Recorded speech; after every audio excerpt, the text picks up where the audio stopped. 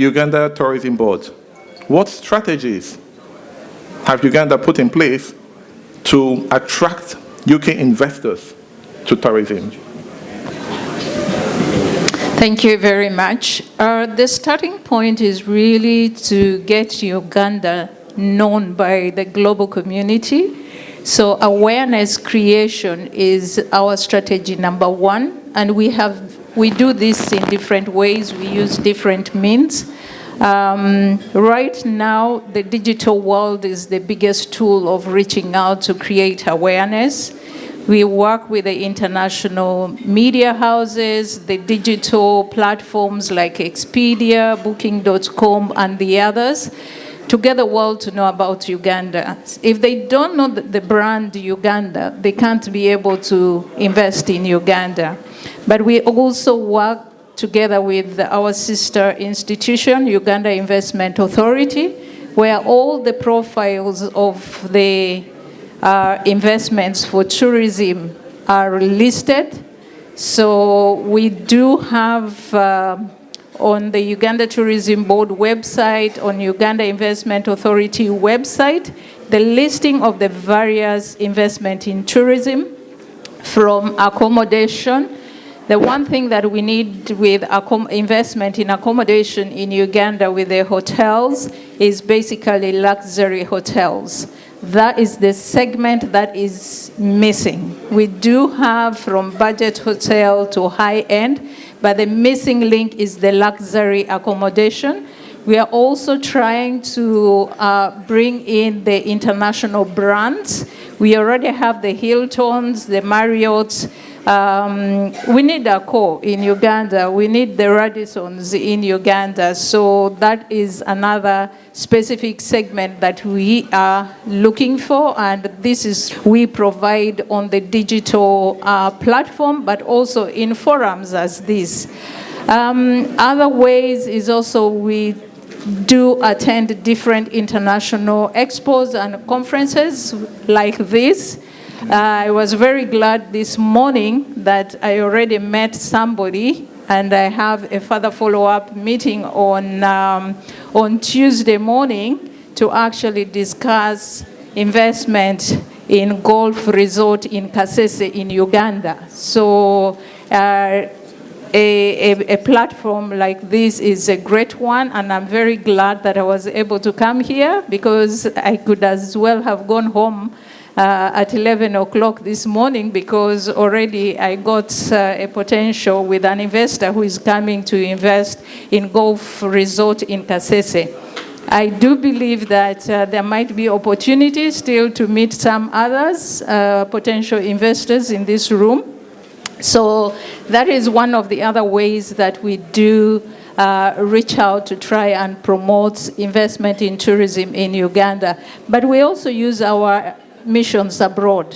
The High Commission here in London, they have all the prospectors as well, and all the missions abroad across the globe is another means by which we promote investment in tourism in Uganda. Okay, considering the fact that we're in the United Kingdom, how do you ensure that the tourism sector aligns with the UK business interest? Because there might be a couple of other nations that are interested in certain sectors. How do you ensure that the tourism sector aligns with the UK business interest? I believe that our biggest connector is our High Commission in London, who play the economic and commercial diplomacy.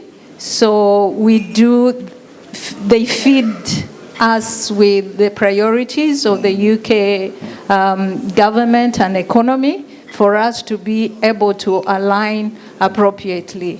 Just like I said, earlier this morning, sports tourism has become big, and golf tourism in the UK is what they are looking for. There are over 40 million golf players in Europe, and UK has a big number of those. And so we are trying to align ourselves, and some of this information comes through the media, but also our High Commission. I would like to address myself to the product offerings. which we prefer not to say products, but experiences that we offer to tourists.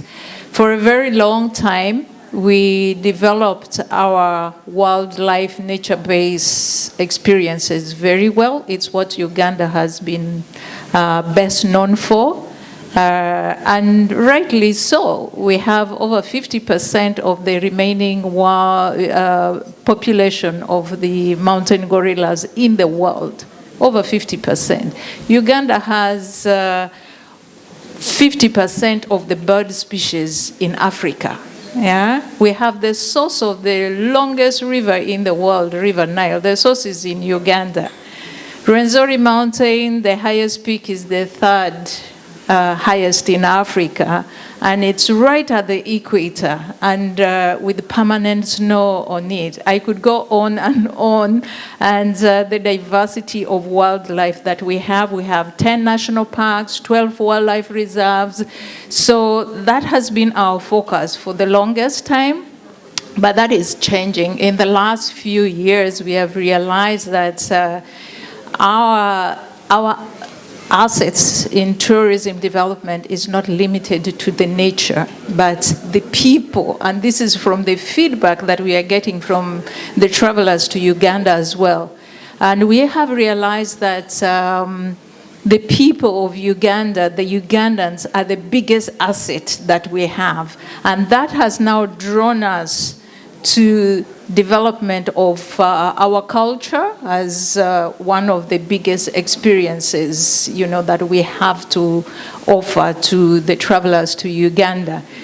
The kingdoms, we are working very closely with the kingdoms. Bunyoro Kingdom, we normally organize different tourism experiences around the celebration of the coronations of the kings of Buganda, Bunyoro, Toro, and the others.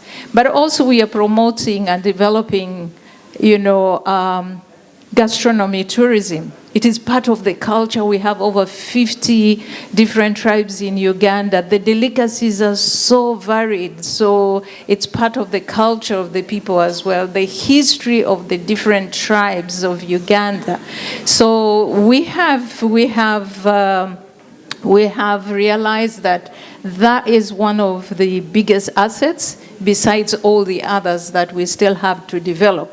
Now, one thing is, as we all know, Sir Winston Churchill was the first to describe Uganda as the pearl of Africa. Yeah.